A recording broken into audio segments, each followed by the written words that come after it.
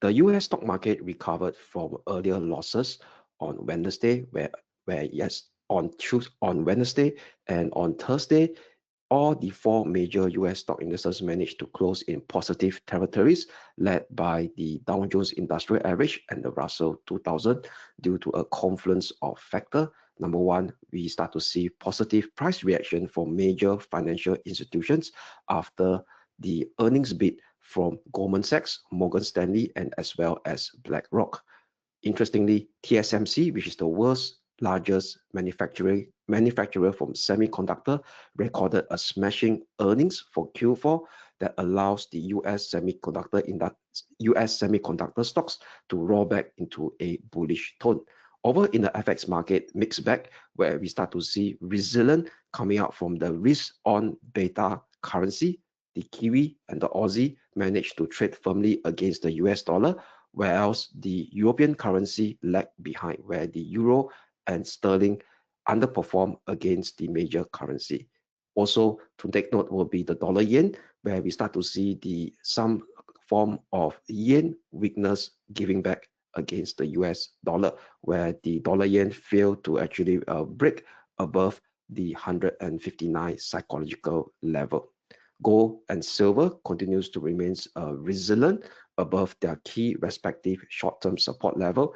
And lastly, West Texas crude oil continues to slide as the possibility of direct US military strike in Iran gets subsided.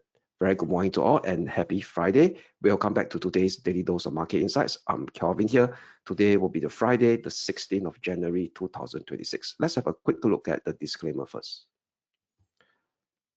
Leverage trading carries a high degree of risk and may not be suitable for everyone. Losses can exceed deposits. This presentation is for general information purposes and is not investment advice. Past information is not representative of future results. All right, so let us get started with a quick recap what has taken shape yesterday. So let's start with the FX market first. So like I mentioned, the FX market yesterday were trading in a mixed bag fashion over here. So if you to look at the 5-day rolling performance of the FX market against the dollar against the major currency as of 16th of January 2026, right now as we are speaking in the Asia session, which is at 11:04 a.m. Singapore time. So previously we have that dollar yen, which is in the kind of a upper K-shaped performance. So this K-shaped performance has get subsided, I would say. So we see a bit of what I call dollar strength give back against the dollar yen over here. And yesterday we start to see the European currency underperform against the dollar. But however, the top performer against the dollar continues to be the Aussie and the Kiwi, as they thrive on a continuation of this in general risk-on environment as seen in the global stock market, where the dollar is trading the weakest against the Aussie, down by negative 0.31%, and the dollar is down against the Kiwi at negative 0.36%, as you could see on my screen over here. So just bear in mind that a quick, we call it a recap how I plotted this chart is I use dollar as the base currency. That means $1 equivalent to how many Aussie, $1 equivalent to how many euro. So from there, we could actually able to see the broad-based general dollar strength or dollar weakness against the major currency. So then overall, no clear strength of dollar strength coming back into the picture yet, despite the dollar strengthenings against the European currency yesterday. So later I'll touch on the key individual technical outlook chart on the four major US dollar pair that we cover on a frequent basis. Right. So also the story about this kind of a dollar whipsawing in the last 2 weeks of trading sessions since we kickstarted 2026 is due to the Fed rate cuts bets that has been pushed back. So yesterday we do see a couple of Federal Reserve officials speaking over here. So let me share you guys over here. All right, expand it. All right, so over here, what we could see is that 3 Federal Reserve officials spoke yesterday on Thursday. So Chicago Fed President Gillespie mentioned that amid ample evidence of sustained stability in the job market, the central bank should be focused on getting inflation down. So that's rather hawkish. And Kansas City Fed President Schumich on Thursday called inflation too hot. So that's kind of a hawkish speech as well. While San Francisco Fed President Daly said that incoming US economic data looks promising. So net overall, based on these three US Federal Reserve officials spoke or speeches yesterday, it tends to ear towards more towards the hawkish side rather than the dovish side. So what we could see right now is that the Fed rate cut bets has continues to tone down for the first 3 months of the year. So right now, the next potential Fed rate cut has been pushed back into the summer of this year. It's either coming in June or July. So if you look at the CME Fed Watch 2, at this point in time on the current setting. So current setting for the up and coming FOMC meeting, which will be on the 28th of January, market participants in the Fed funds market continues to price in no interest rate cut of a high chance of 95%, close to 100%, where the Fed will maintain it at 3.5% to 3.75%, as you could see on my screen over here. Let me expand it larger so that you guys could see. All right. And if you go down the road, the calendar, pardon me, the Fed rate cuts bets for, or the fourth potential rate cut has been, the chances has been totally been slimmed down. For the March meeting, 18th of March, it's only at 21% chance. On the 29th of April, it's only hovering at 36% chance. So market participants now view the fourth rate cut to either come in the summer months, which is on the 17th of July FOMC meeting this year, at a high chance of 81%, and a 90% chance to either come in on the 29th of July FOMC meeting. So now market participants now has started to push the calendar down for the potential fourth interest rate cut by the Fed to either come in June or July, no longer in April anymore, due to the slew of rather hawkish FOMC officials speech yesterday, or Fed officials speech yesterday. But we are still looking for potentially 2 interest rate cut before 2026 ends, as we see as the markets right now, the Fed funds futures market continue to price in a rather high chance of 68% for the fifth interest rate cut by the Fed to come in on the 28th of October 2026. And by the time it ends the last meeting on 9th of December 2026, 90% chance it will be at 3% to 3.25%. So that's actually implying potentially at least 2 interest rate cuts by the Fed before 2026 ends. So in general, we are still looking at the interest rate cut cycle to continue. It's only that when will be the next cut? All right, and market now starts to price in further down the road rather than in either March or April. So based on the current situation right now, so that actually causes the dollar, we call it weakness, that was seen during the last 2 weeks of 2025, which is the last 2 weeks of December 2025, that has started to tone down. All right, over here. Now with that, let us now talk to the stock market, all right, the US stock market. So I could see that the US stock market, like I mentioned earlier on, we continue to see the outperformance of the Dow Jones and the Russell 2000 that starts to play out as intended yesterday as well. So the Dow Jones and the Russell 2000 was the outperformer yesterday. The Russell 2000 up 0.86%, the Dow Jones Industrial Average up 0.6%, the Nasdaq 100 lagged behind 0.32%, in line with the S&P 500 up 0.26%. So the reason why the Dow Jones and the Russell 2000 outperform is because of the sector rotation in play. And also yesterday, we have a positive feedback loop in the US financials stock. So if you look at the heat map of the S&P 500, where we could see the component stock, the performance of the individual component stocks being played out over here. So what we could see over here is that Citigroup managed to close in the green and outperform among the major stock indices, or outperform within the US stock market by a positive 4.5%. Morgan Stanley up by a whopping 5.8%, Goldman Sachs up by 4.6%, BlackRock up by 5.9%, thanks to their earnings upbeat results over here, where Goldman Sachs equity trading division beat their own Wall Street record yesterday. Similar for the another investment bank, which is Morgan Stanley, top investment banking forecast on their debt writing which is their the debt, we call it put it away that the bond advisory division. And BlackRock, which is the world's largest ETF, managed to reckon record breaking AUM.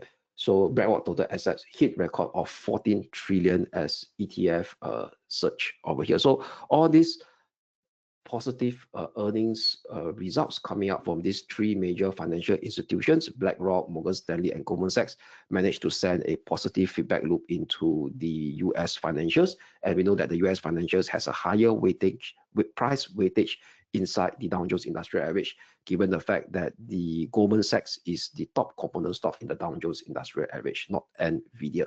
And also thanks to TSMC yesterday, strong earnings result and its strong earnings guidance for Q1 this year is able to allow a relief rally in the US semiconductor industry, which is a subsector of the technology industry, where NVIDIA stocks managed to rose 2.13%, followed by Broadcom 0.92%, that allowed the Nasdaq 100 to close positive yesterday. So net overall, if you look at the price action candle of the cash market, that means i.e. taking into account of only the US session trading session, the Russell 2000 continues to be in a very upbeat mood over here since breaking above the previous all-time high that was printed in 12 January, and yesterday it surged to a fresh all-time high over here.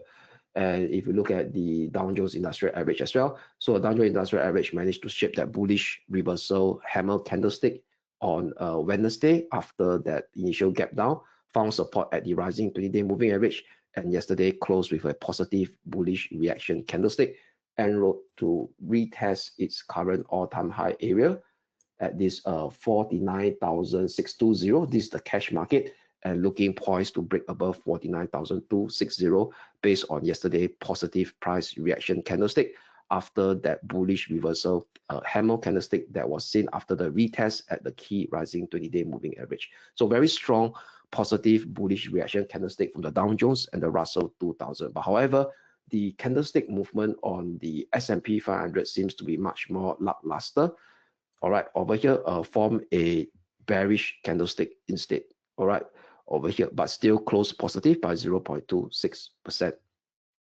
And for the Nasdaq 100, that is still below its current all-time high that is being printed on 29th of October last year. So if you look at the situation right now based on yesterday's candle, which is rather a bearish reaction candle, but still managed to hold above the 20-day and the 50-day moving average. So current price, closing price action based on the US trading hours. So bear in mind, this is the cash Nasdaq 100 index. That means I'm only taking for the price actions from the start of the US session all the way up to the end of the US session, without taking into account of the futures that is trading almost 24 hours in Globex, right? So if you look at it over here, it's still 2.47% away from the current all-time high that was printed in 29th of October. Yes, it could be still very promising sign to actually surge higher, but in terms of momentum wise and based on the price action movement of the candlestick, Nasdaq 100 continues to lag behind its peers, especially against the Dow Jones Industrial Average and the Russell 2000 that is taking the leadership role in the US stock market right now, based on our earlier expectation, which I explained to you since the start of the year. All right, so that's for the state of the US stock market over here. And also share in mind that like I mentioned previously, the dollar yen is approaching an intervention level. So yesterday there was this Bloomberg report mentioning that some sources mentioned that Bloomberg mentioned to this Bloomberg news report based on this Bank of Japan officials are now, okay, let me expand my screen now. All right, so that you guys could see a better view. Okay, hopefully this is large enough. Okay, Bank of Japan officials are paying increasing attention to the yen's potential impact on inflation and possible implication for future rate hikes. The officials sees the weak yen as a factor of growing influence, particularly businesses become more inclined to pass on higher input costs to their customer. And that means, i.e., there's some concern or chatter among the Bank of Japan officials regarding to the current weak yen that could potentially drive up inflationary pressure over here. So the bank's next meeting will be next Friday, 20th of January. And at the moment in time, officials are in the view that it will be appropriate to keep the rate on hold at 0.75%. And also market expectation that the BOJ will not issue a hike in the upcoming meeting. And the market participants are expecting BOJ only rise rates every 6 months or so.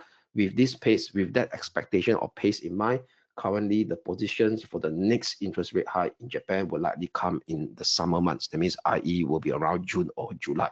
But however, market participants will be looking at the statement that is being issued by BOJ on next Friday to see how much concern about the weakness of the yen will be. So it seems to me that the Bank of Japan officials wants to actually game the market or test the market reaction by potentially allowing this Bloomberg so-called news flow to get released to the public. All right, so this is something like put away that a war of thrones game between BOJ and speculators. Okay, this is my own opinion over here. So later I'll share you guys what are the key levels to look out for today on the dollar yen. All right, so that sum up the first segment of today's daily dose. So let us now move on to the second segment, which will be the intraday technical outlook segment. All right, over here.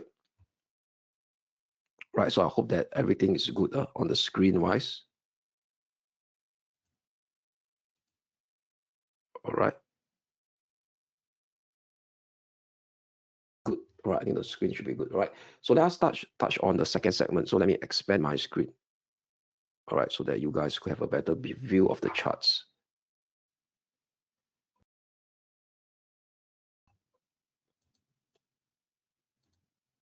Okay, so let's start with the FX market. Okay, starting with the euro dollar.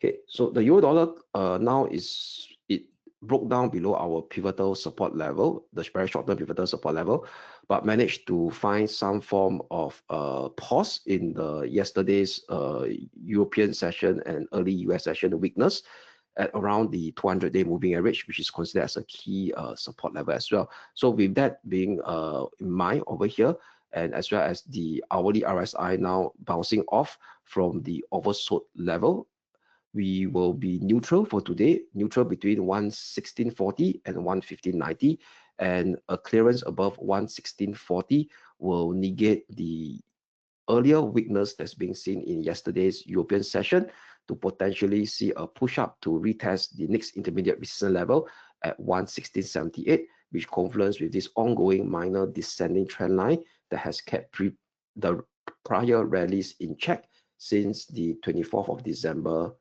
Christmas Christmas break high, and as well as the minor swing high of 13th of January, which is this Tuesday. So that's for the euro dollar.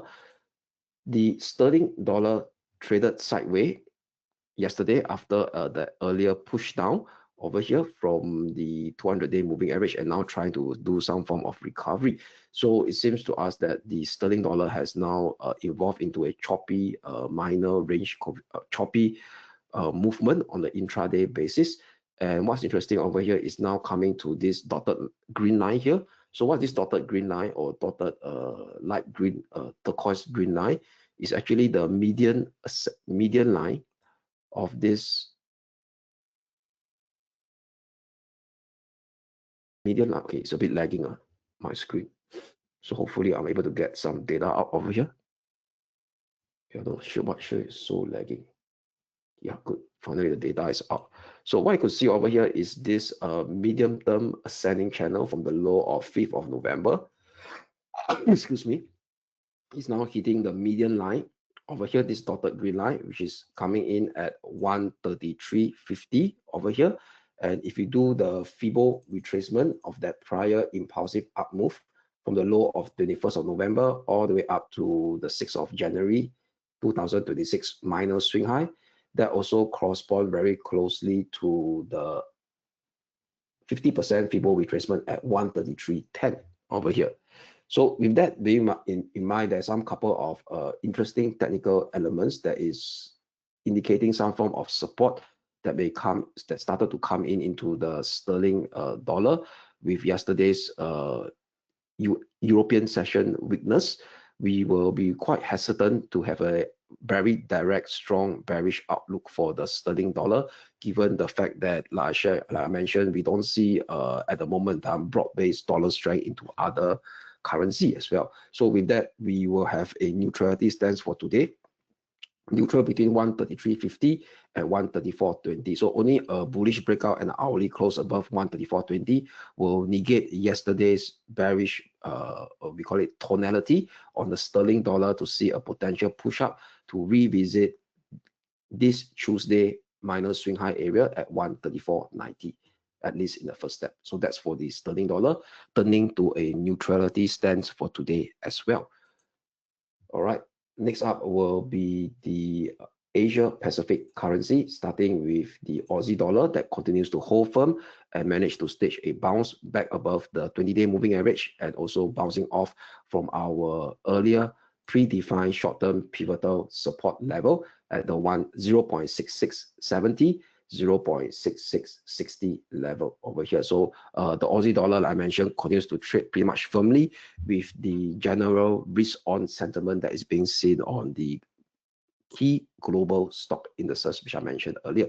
So no change in terms of the levels, continues to remain bullish for sure, using 6670/6660 as my short-term pivotal support level. Upside trigger level remains the same at 67.20, where it got rejected earlier on 13th of January, which is this Tuesday. A clearance with an hourly close above 67.20 that would increase the odds of the start of a new bullish impulsive upmove sequence in first step, retesting 67.60 next on the intraday basis, which is the prior 11th of October 2024 high, and that high got retested on 7th of January, which was last Wednesday, before this minor corrective pullback took shape. All right, only a bearish breakdown and hourly close below 66.60 that would invalidate this bullish reversal scenario and see the extension of another minor corrective decline sequence unfolding, exposing the next near-term support level at 66.30, maximum 65.90, which is the area that is confluencing with the rising 50-day moving average. So that's for the Aussie dollar. Next up will be the dollar yen. So dollar yen, let me share with you on the daily chart first. So like I explained, the dollar yen now has already approached this intervention risk zone over here, where previously the Bank of Japan intervened on the 12th of July and on the 26th of April at the 160.23 level. And on the 12th of July, the intraday high was at 159.45. So these are intervention risk level right below the long-term pivotal resistance at 161.95 for the dollar yen over here. So there's some form of hesitance by the bulls yesterday due to the price action reaching this intervention risk level as being shown on the daily time frame chart. Now let us now move on to the hourly time frame chart over here. So on the hourly time frame chart, it hit our first resistance level. So mentioned that yesterday, I mentioned that 158.15. Not mentioned this yesterday, the previous daily dose, which was on Wednesday. We do have a bullish bias, 158.15 for a bullish push up with two key resistance level to watch, 159.45/75, followed by 160.24/35 over here. So it hit the 159.45 by printing intraday high right exactly at 159.45 on Wednesday. All right, exactly hit this level before trading downwards, and now try to trade sideways over here. So what you could see over here is that the hourly RSI has a bearish divergence that's being flashed out. And also, if you were to look at the parallel ascending trendline support level on the RSI, previously was from here.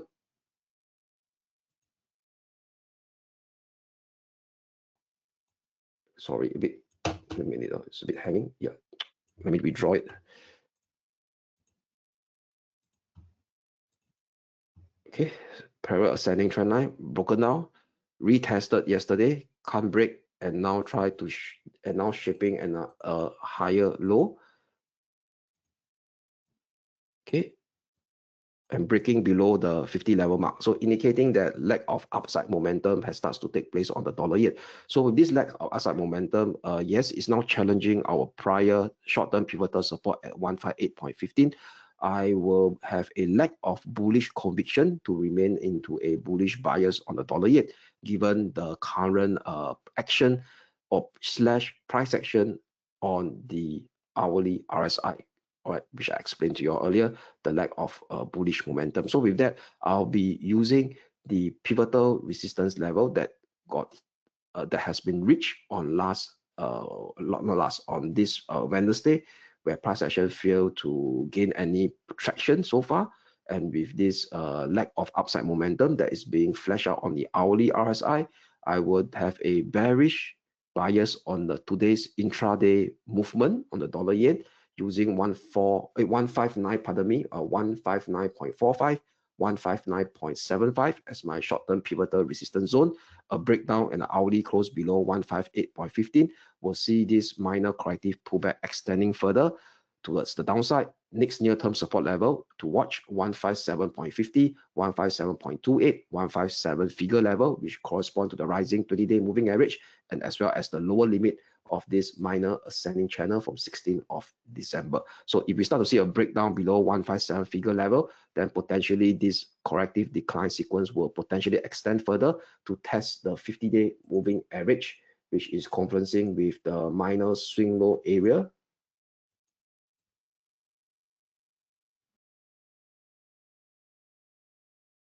of 6th of January at 156.11. Right, so that's the next support level to watch if 157 figure gives way. So that's for the dollar yen flipping to a bearish bias due to the weak technical price action on the short-term basis that I explained to you guys earlier, as dollar yen potentially hit the what I call it, that intervention risk zone, which I highlighted on the daily chart. Right, so that sum up the intraday technical outlook on the four major US dollar pair.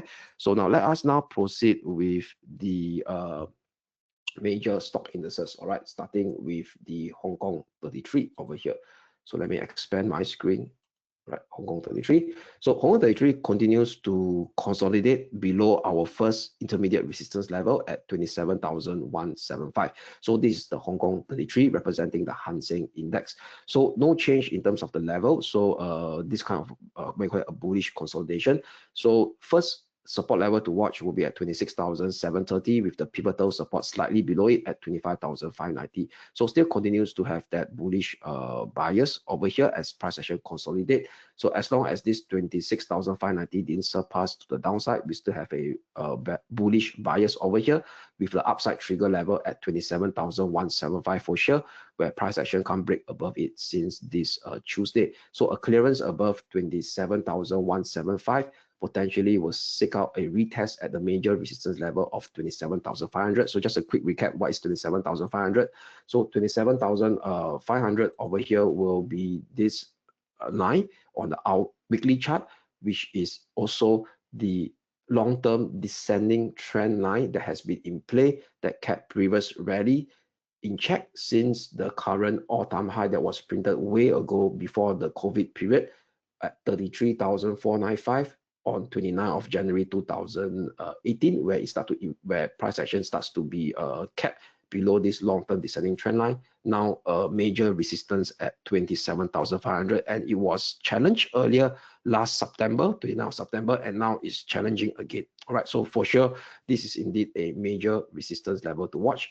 A weekly close above this level will indicate that the Hong Kong 33, which represented the Hang Seng Index, is in the progress of shaping a new major uptrend phase. Right, so that's for Hong Kong 33. However, if we start to see a sudden plunge now below 26,590, then potentially this bullish minor configuration will be invalidated to see another leg of minor corrective decline unfolding, exposing the next near-term support level at 26,330, maximum 26,107, 26,045, which confluence with the 50-day moving average and the 20-day moving average, and as well as the lower limit of this minor ascending channel from the low of 16th of December, where price action float down to this level. I'll be on the lookout for a bullish reversal candlestick pattern to flip my bias back to the bullish scenario again once this level is being met, right? Given that the fact that it's still trading above the 20-day and the 50-day moving average. So that's for the Hong Kong 33. Next up will be the Japan 225, represented the Nikkei 225. So Japan 225 also in a minor bullish consolidation phase, holding above our first support level at 53,789. Slightly below will be the pivotal short-term pivotal support coming in at 53,370. So still watching this 53,370 as my short-term pivotal support level to maintain that bullish bias for the Japan 225, representing the Nikkei 225. Clearance above 54,565 that was almost tested yesterday during the during the European session at 5 p.m. Singapore time. It will potentially see the next intermediate resistance coming in at 54,910, 55,050.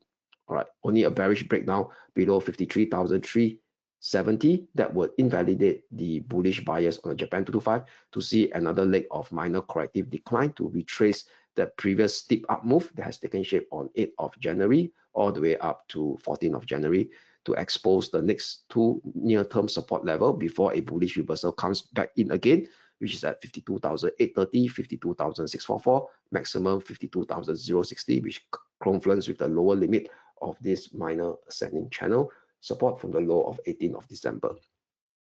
That's for the Japan 225. Next up will be the Germany 30, representing the German DAX over here. So the German 30 continues to trade within this minor ascending channel from the low of 18th of December. And right now is at the lower limit of this minor ascending channel, hovering at around 25,300, slightly above our pivotal support that we have earlier at 25,200. So no change, maintain that bullish bias with the pivotal support at 25,200. Upside trigger level will be the current all-time high area that was printed on the 13th of January at 25,505. A clearance and an hourly close above 25,505 will see the continuation of the impulsive upmove sequence for the next intermediate resistance to come in at 25,800 Fibo extension cluster level, and as well as the upper limit of this ongoing minor ascending channel. Only a bearish breakdown below 25,200 will invalidate this direct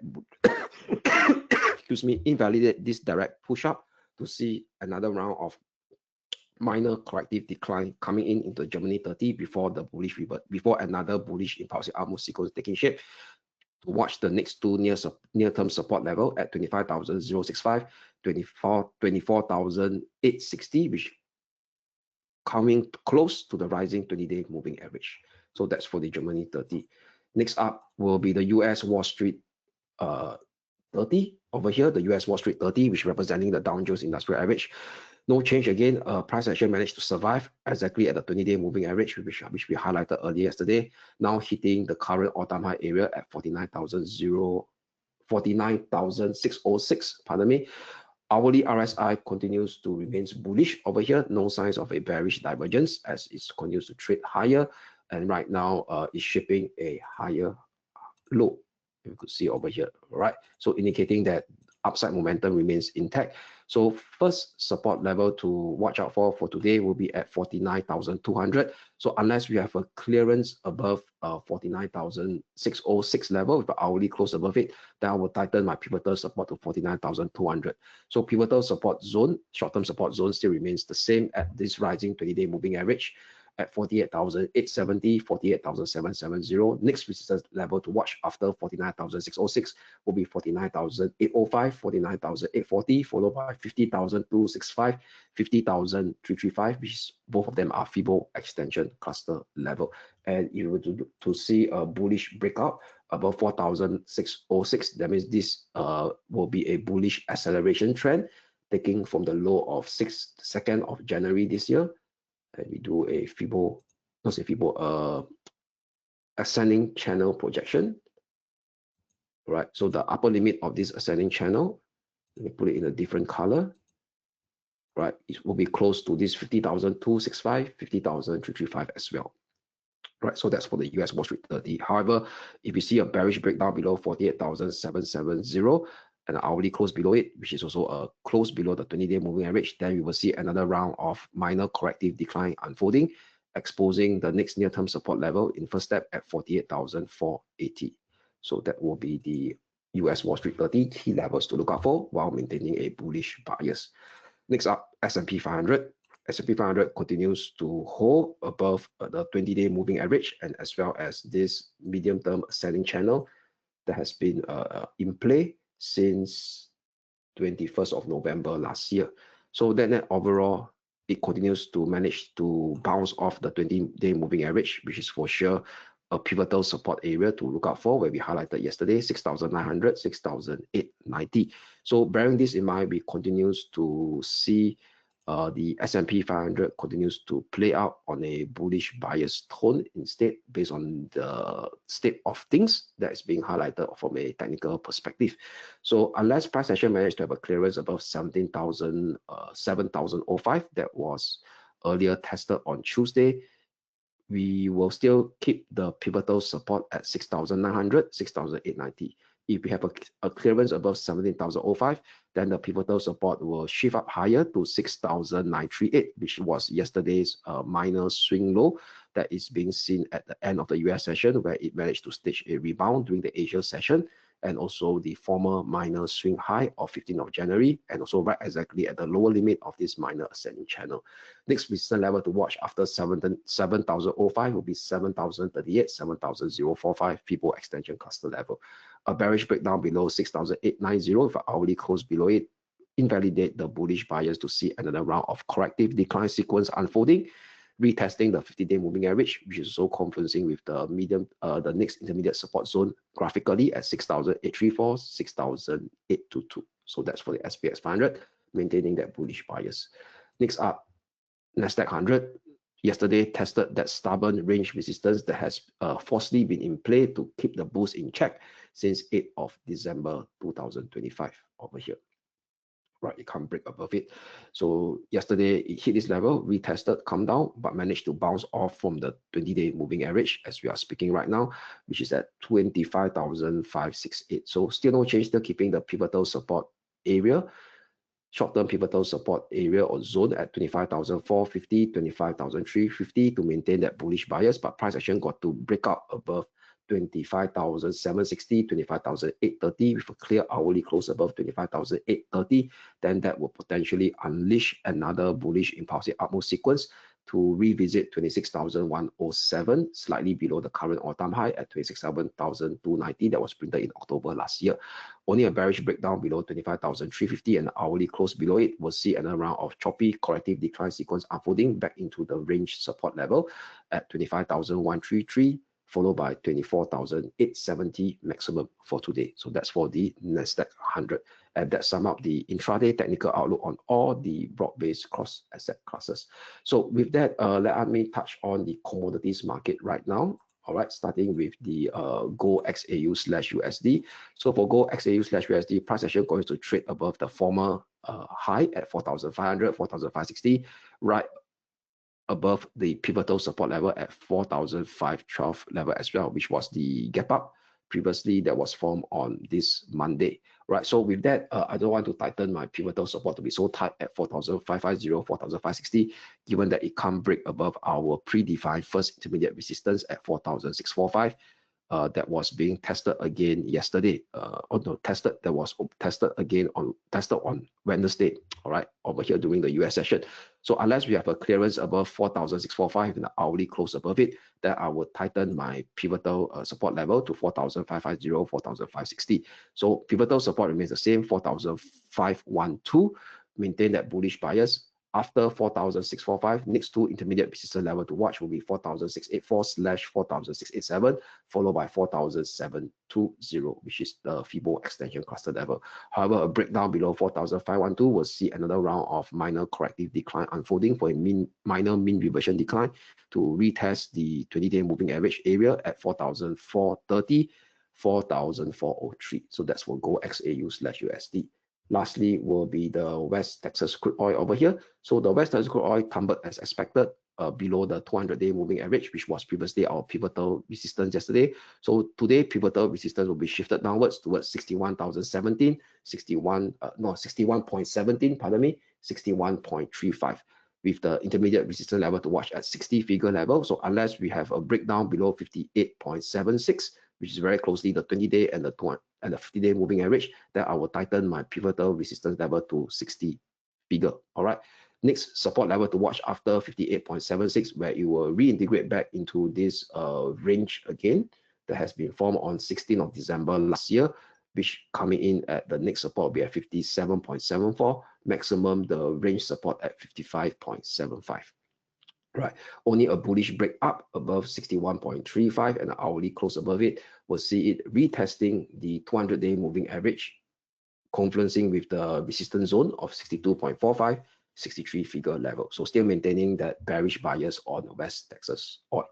So with that, that sum up today's we call it that sum up the second segment of the daily dose, which is all the intraday technical outlook segment. So let us now move on to the economic calendar / data. What are the key data or to look out for today? All right, over here. So today will be the Friday. So Friday over here, let us very quickly look at the data. So Friday will be a rather quiet session now over here. So at 3 p.m. Singapore time, we'll have the finalized inflation rate figure for Germany. So because the preliminary figure has already been released 2 weeks ago, so I don't see any big surprises over here. So to take the note to look out for, that will be at 3 p.m. Singapore time. All right, given the fact that the Germany is the main economic engine of the Eurozone. All right, so in the US session will be rather quiet, no tier 1 data to look at, except for the fact at 12 a.m. Singapore time, Saturday, we have a Federal Reserve official speaking Fed movement, and 4:30 a.m. that's coming towards the close of the US session, which shouldn't have much impact. That will be Fed official Jefferson speech. And bear in mind, Monday, we will have the closure of the US cash market. So Monday, the US market will close. And in early Asia session on Monday at 10 a.m. Singapore time, we have key tier 1 Chinese data to chew on, starting from 9:30 a.m. with the housing price index, which is the crux of the Chinese economy that causes that deflationary risk spiral. So any slowdown in decline will be a very positive element for the Chinese economy that could also potentially support the ongoing bullish trend that's being seen on the China stock market and Hang Seng indices. Then at 10 a.m. we have the GDP growth rate for Q4, industrial production and retail sales for December. So all these are a slew of tier 1 China data that could have an impact on the Hang Seng indices, the China benchmark stock market indices, and as well in some form the Aussie dollar, given that China is one of the key markets where Aussie minerals are being exported to. All right, so with that, let's sum up today's Daily Dose of Market Insight. I wish you guys a great weekend and a restful weekend, and we shall speak again on next Monday. Thank you.